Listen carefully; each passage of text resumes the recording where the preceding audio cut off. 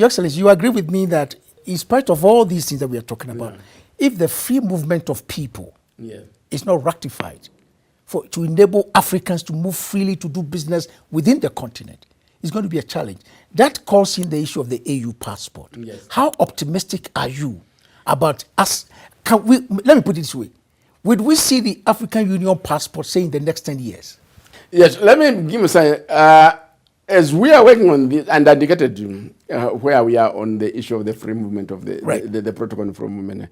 As we are working on the protocol on free movement of people, we've also taken some steps at the African Union to ensure that business people who have main business endeavors across Africa are given the African Union laissez-passer. Laissez-passer.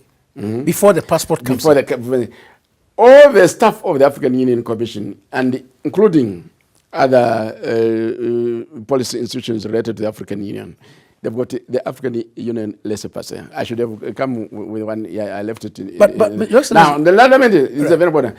When you have that laissez-passer, you get visa on arrival. Now, the business people who are really very active, they've come to us and we've provided them with that laissez-passer. So they'll be able to apply. Now, ultimately, when we have got a stage where a lot of countries have ratified the protocol, then what it will mean is that within the national passport, they will be marking this is also the African Union passport, such that the African citizen will be able to use that more or less like a card.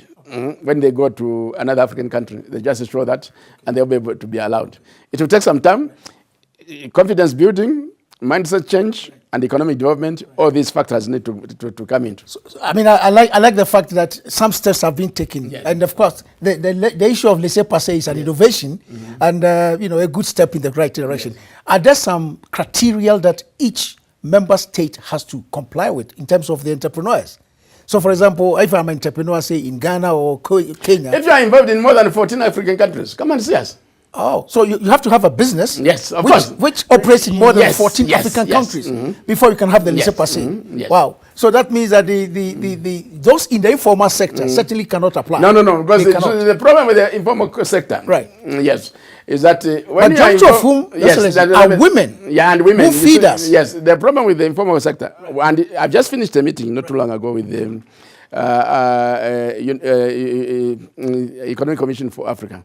The problem with the informal sector is that, well and good, they are able to feed their family, their children, and pay their school fees. But at the end of the day, we do not know the statistics of cross-border trade. There was a study undertaken by the Brooks Institution, which showed that if we are able to factor in cross-border trade, informal cross-border trade across Africa, actually, we would find that the rate of trade has increased by 15 to 18%. So we have taken a study on informal cross-border trade to see how we can mainstream them into the African trade statistics.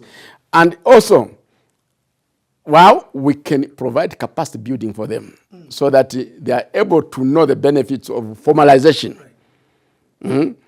And also paying taxes if they need to pay taxes. That way they'll be able to grow their businesses.